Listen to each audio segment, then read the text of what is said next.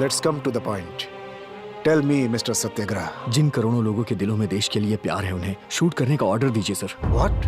नहीं तो फिर हमारे नेशनल फ्लैग में से ये जो हरा रंग है ना, उसे हटवा दीजिए sir. What are you talking? Sorry sir, हमारे देश के सारे किसान मर रहे हैं।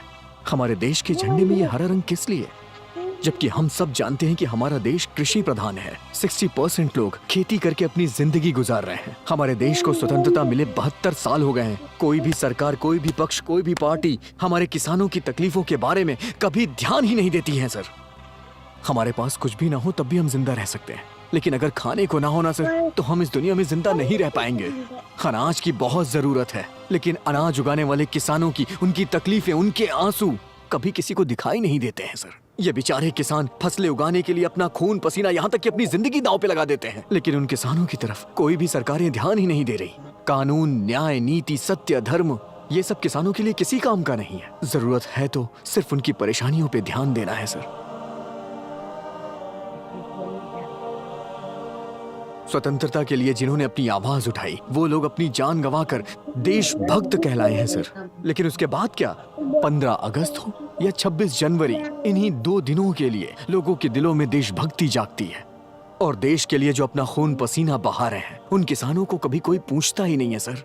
हमारी टेक्नोलॉजी भले ही कितनी आगे बढ़ जाए सर, लेकिन जिंदा रहने के लिए हमें अनाज की जरूरत पड़ती है, और वो सिर्फ किसान ही उगाता है सर। जो भी यहाँ सरकारी जॉब कर रहे हैं, उन्हें जिंदगी भर के लिए यहाँ की सरकारें पैसे देती हैं, उनकी जिंदगी कट जाती है, उनकी पूरी फैमिली के लिए हेल्थ इंश्योरेंस, दुनिया भर की स्कीमें हैं सर। अगर कोई कभी बीमार हो गया तो उसके लिए सरकारी ट्रीटमेंट, लेकिन हमारे किसानों के लिए क्या सर?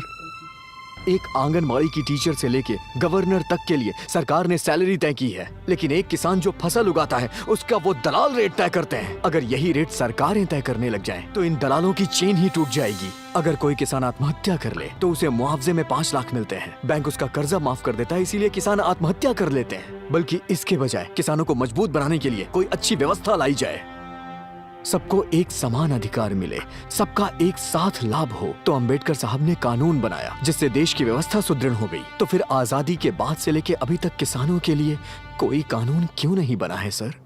स्वच्छ भारत का मतलब हाथ में झाड़ू लेके गंदगी साफ करना नहीं है, बल्कि गंदगी साफ करने वाला वो गरीब एक राजा की तरह जिए, तब हमारा भारत स्वच्छ बनेगा। किसान ही नहीं होंगे तो फिर क्या बचेगा? अगर किसानों के साथ अत्याचार हो गया हो तो मैं क्षमा चाहता हूँ। कर्म करने वाले को ही फल प्राप्त होता है, और तुम बिल्कुल उसी फल की तरह हो।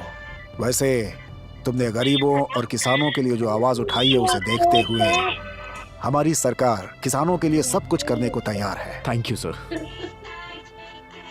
बोलो, क्या चाहते हो तुम? आई लव माई कंट्री कहने वाले लोग I love my people, I love my farmer कहने चाहिए। दलालों का जाल खत्म होना चाहिए। हमारे किसान देश की सच्ची सेवा करते हैं, ऐसा आदेश पारित करना चाहिए सर।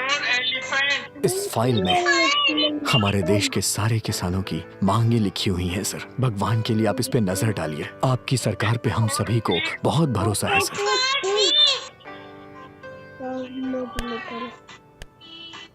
ठीक है, मैं इस विषय पर लोकसभा में जरूर चर्चा करूंगा।